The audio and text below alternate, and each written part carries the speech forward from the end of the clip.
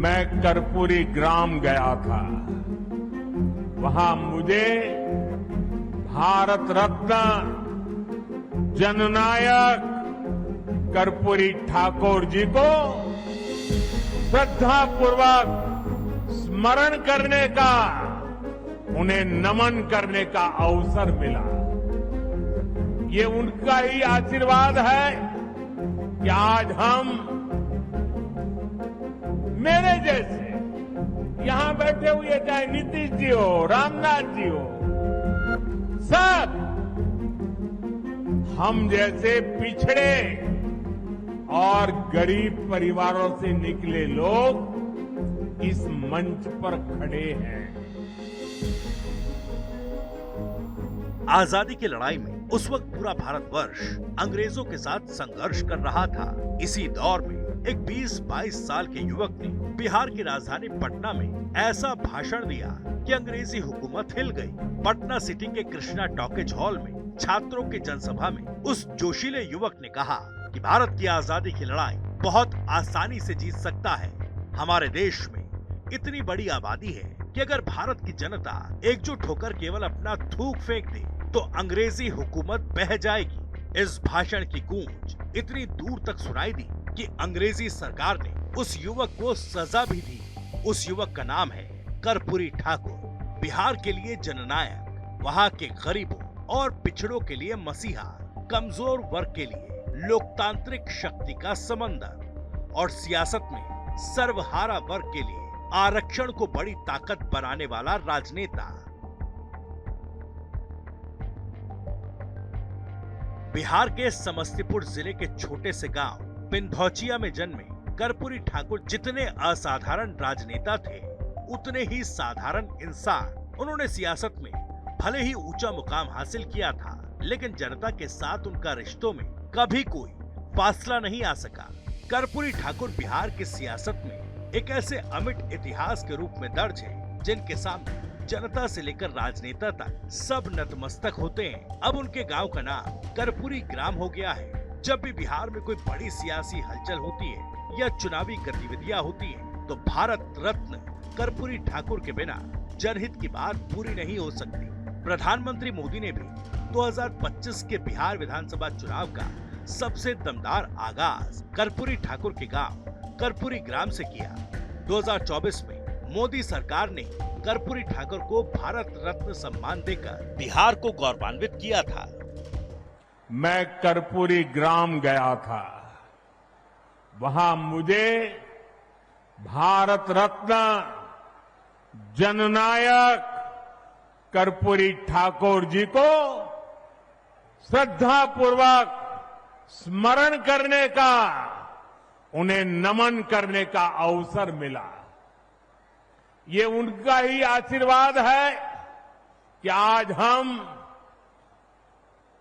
मेरे जैसे यहां बैठे हुए, चाहे नीतीश जी हो, रामनाथ जी हो, सब हम जैसे पिछड़े और गरीब परिवारों से निकले लोग इस मंच पर खड़े हैं। आजाद भारत के सामाजिक न्याय लाने में, गरीब और वंचितों को नए अवसरों से जोड़ने में भारत रत्न जननायक कर्पूरी ठाकुर जी की भूमिका बहुत बड़ी रही है।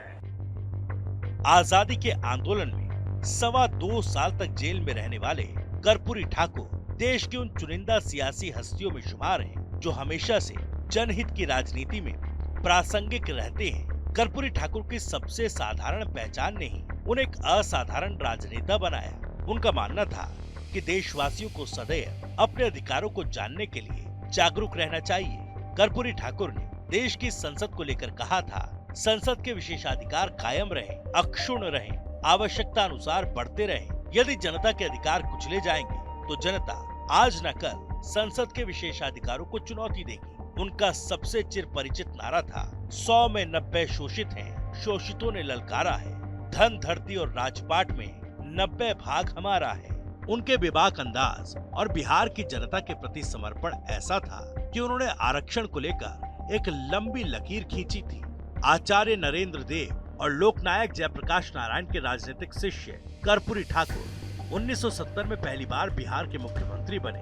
24 जून 1977 को दूसरी बार मुख्यमंत्री बने। तब उन्होंने दलित, शोषित और वंचित वर्ग के उत्थान के लिए पिछड़ों को 12%, अति पिछड़ा वर्ग को 8%, महिलाओं को 3% और उच्च वर्ग में आर्थिक रूप से कमजोर वर्ग के लिए 3% आरक्षण की व्यवस्था की।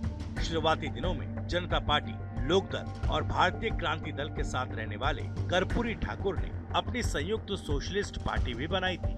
वो गरीबों और कमजोर वर्ग की मुट्ठी को लोकतंत्र की महाशक्ति में बदलने का दम रखते थे। इसी आत्मविश्वास में वो जनता से अपने अधिकारों के लिए संघर्ष करने की अपील करते हुए कहते थे, अधिकार चाहो तो लड़ना सीखो, पग पग अड़ना सीखो, जीना है तो मरना सीखो।